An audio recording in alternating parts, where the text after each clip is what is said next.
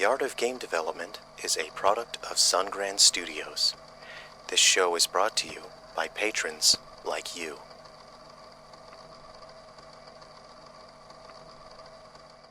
Hello, thanks for joining me today. I am Jerrel from Sungrand. Welcome to the Art of Game Development. Today we will create graphics in a 3D modeling program. This is a process called 3D modeling. We will start with primitive shapes, as you can see, then modify them into more complex shapes. The visual aesthetic of the work determines the level of detail and fidelity required to produce the visual assets. In this situation, we are creating visuals for a game that has a retro-styled 3D aesthetic. The music that you will hear today during today's show will be played on an instrument that I finished building recently. This is a 12-string banjo. If you enjoy the music, you may download that for free from the link in the description. It will be available via Patreon, but you do not need a paid membership to the Patreon. As long as you have a Patreon account, it will be free for you to download. I hope you enjoy today's show. We are using a standard 3D modeling program. You don't necessarily need to use Maya. You can use Blender, which is becoming an industry standard and has many resources for you to learn. You can see here we can select the vertices of the model and adjust the vertices however we need. I'm going to select the corners here and I'm going to round off the edges here with the bevel tool. That helps the coffee table look a bit more organic and pleasant, less artificial, having somewhat rounded corners, and I think it is quite a nice design. It will hurt less if you happen to bump your knee on the corner of the coffee table there. We are going to create a new polygon, just experimenting with the measurements here. I want to start out with a pretty close design. Add in some sections here. What we will do is use the extrude tool and we will modify the primitive shape. This is referred to as a primitive. It's just a simple cube, but we can transform, we can modify the primitive by moving the vertices. The vertices are these dots. They are like connect the dots, but in 3D space. They tell the program where to render the polygons, and a polygon is a multi-sided shape that can be rendered with the 3D modeling program or game engine. I'm going to select the polygons here, and then I will extrude them upward.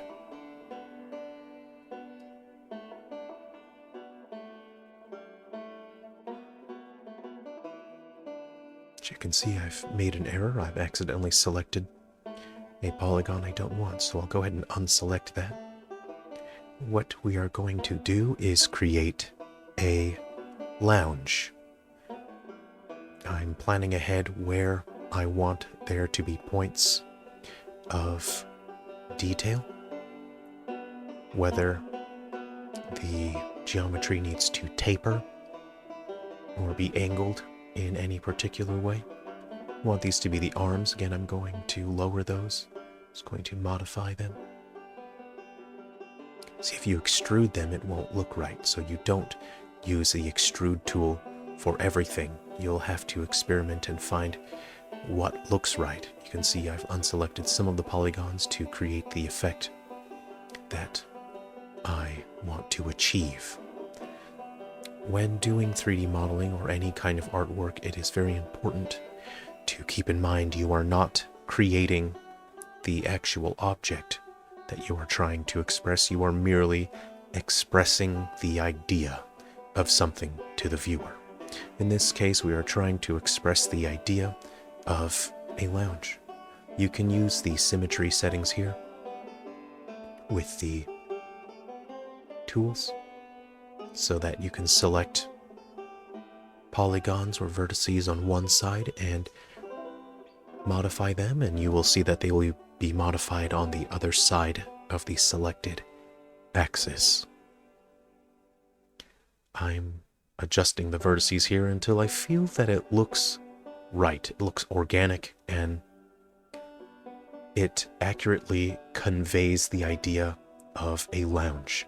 So not only am I trying to convey the idea of a lounge to tell the viewer, hey, this object is a lounge, I am also filtering through the aesthetic of the work. And the aesthetic of this particular work is trying to style match older games. I'm trying to evoke a sense of the 70s while still doing something a bit more modern. So this is quite a challenge and able to adhere to this aesthetic. It's important that I have just enough detail to express the idea while not having so much detail and fidelity that it betrays the aesthetic. You can see I use that useful bevel tool again to round off the pointedness of the armrest there. You could have spent hours and hours on a model like this, increasing the fidelity and the detail and the smoothness, but again, it is very important to consider the aesthetic of the work. Maintaining visual cohesion between the various visual assets of the overall work. It's important to balance all of these elements together.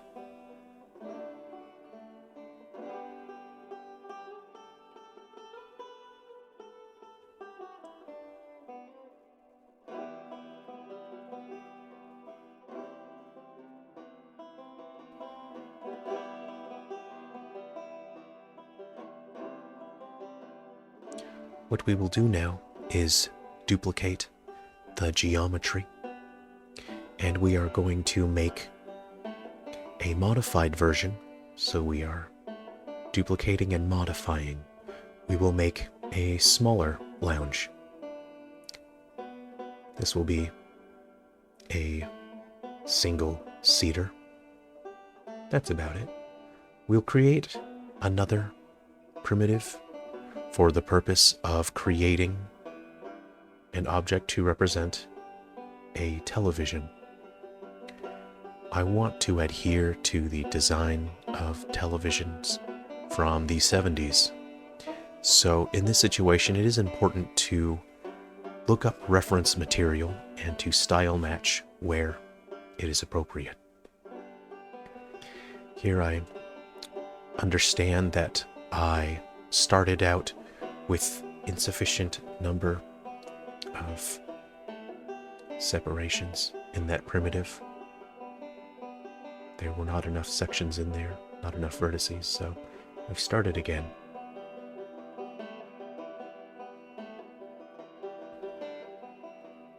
I'm considering the frame and then the screen itself.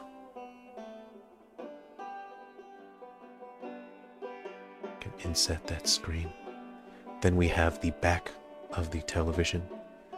Long ago, many decades before televisions were flat, they were very large. It was a fascinating time in human history when televisions were heavy. They served as a rite of passage when you were old enough to carry a television. I'm going to look up televisions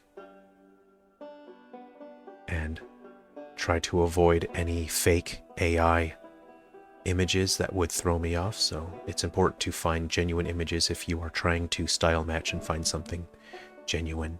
I want to make sure that the back of my television that I model is representative accurately of televisions from the 70s.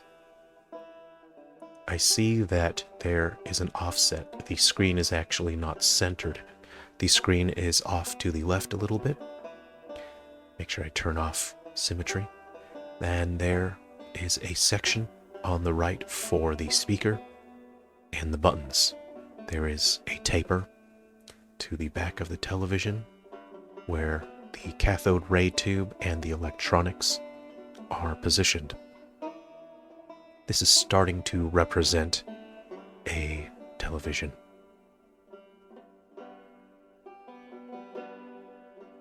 I want to create another primitive, and I can adjust and modify this.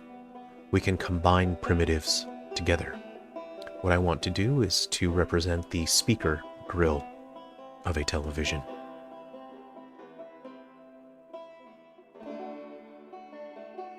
Position that just so.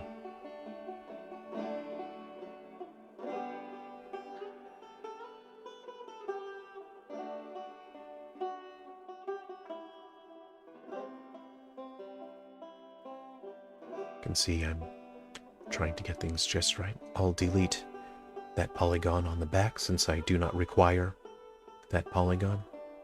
It's best to optimize your visuals, though in this situation I've really only saved one polygon, but if a polygon will never be seen by the viewer, there's no point in having that polygon. Having more polygons creates a rendering cost, which makes the games run slower if there are too many polygons. I've assigned a different material to the speaker grill so I can control the colors separately. I've selected the screen and assigned a different material. And I'm also selecting the polygons behind the television and applying a different material so I can control the color in the game engine Unity.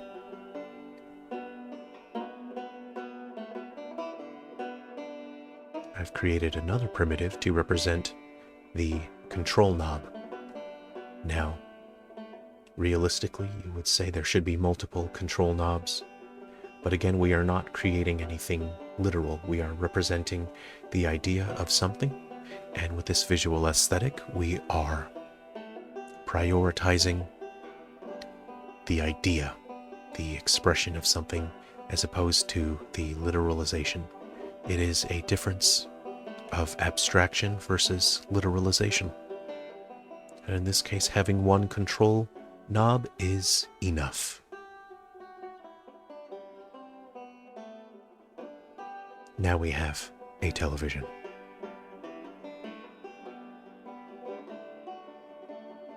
Let's go ahead and just make some final adjustments here.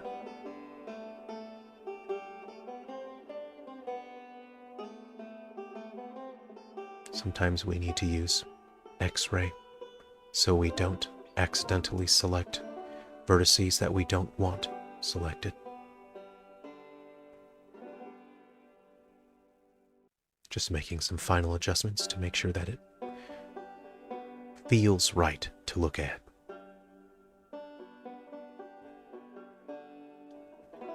Let's go ahead and start placing some objects in our development environment for our game. We have a lamp here, though the lamp shade should be illuminated. It is not literally illuminated, so we must manually express the idea that the lampshade itself has light passing through it, that it is emitting light. So I will use a different kind of shader for that. First we place our light source, then we have our lamp shade. A color shader means that it does not receive lighting and shadow from the environment. It is just a color. This allows the lampshade to look like it is illuminating the environment, even though it is not.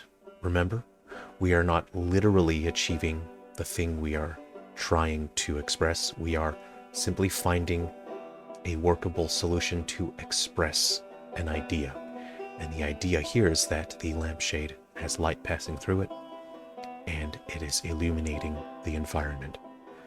This effect is desirable. This is what I've set out to achieve in terms of expressing the idea of a lampshade.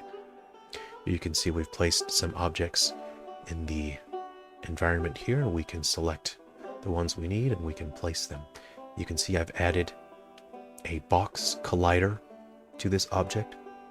That collider will allow the object to exist in a space where the player cannot intersect. The player will not be able to walk into that object. So we can place that lamp there. We can see what it looks like when the lampshade is on. However, we may not necessarily want this lampshade turned on. It depends on the environment that we are setting up, and I think it's just best to have this lamp as a part of the environment and not turned on. Let's see what this looks like.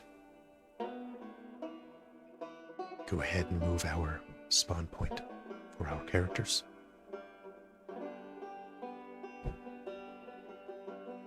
Go ahead and just run this, see what it looks like. Good. All the colliders work, though this is running in fast motion. We are testing the traversability of the environment. Everything looks right. Fantastic.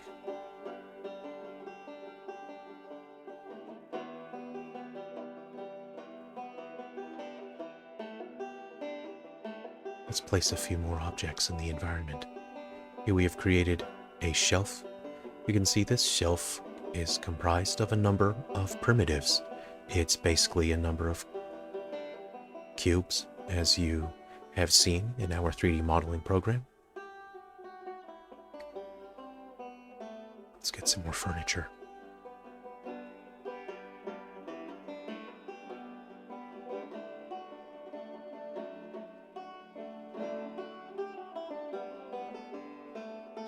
You can see we can spend as much time as we would like adjusting, modifying, changing the scale and the rotation of objects. We can do that about as much as we want until we are blue in the face. This is designed universally so that it can be either a shelf on the floor or it can be used as shelves on a wall.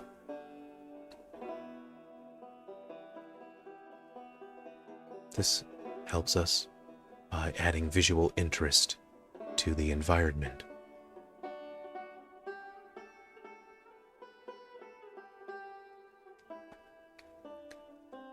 For certain objects, it can be good to have a bit of imperfection in terms of the rotation. Having objects that are slightly misaligned, having objects that are not perfectly lined up in terms of placement, gives the environment a more organic look to it. It looks less like a 16-bit RPG when objects are slightly out of place if the rotation or alignment is slightly askew. Imperfections in 3D environments is what allows environments to look organic. See what these environments, these pieces of furniture look like, but there's no space in this particular environment for those. We can place pillows here and help the environment look more lived in and organic. Again, add some imperfection to the rotation of that.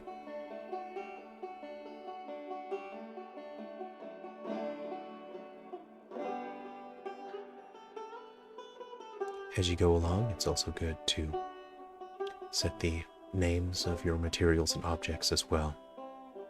You can adjust the colors until things feel just right. There, that looks visually cohesive and also matches the color scheme of living rooms from the 70s. Let's see what this environment looks like. We have a dresser, lamp. Let's check our traversability here.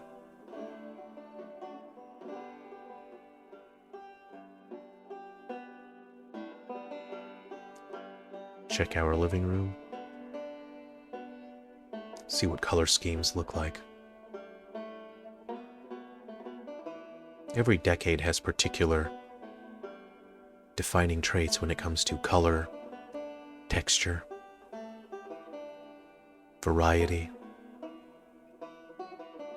I want this door to be able to be opened, and I do want to style match refrigerators from the 70s. So you see I'm changing the refrigerator here.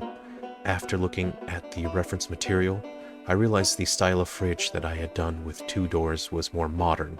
I want to match fridges from the 70s, so I'm adjusting the model here. Programmatically, the doors can potentially open as well with animations. You can see I've slightly adjusted the furniture here to add imperfections to the rotation. Though this section here is slightly out of sequence, you can see the incremental changes all add up.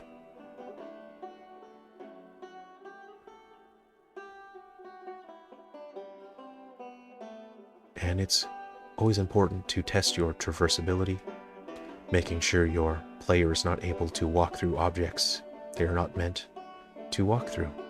The dynamic lighting of the television makes things quite interesting. That is all we have time for today. I hope you enjoyed that. Again, if you enjoyed this music, you may download that for free from the link in the description.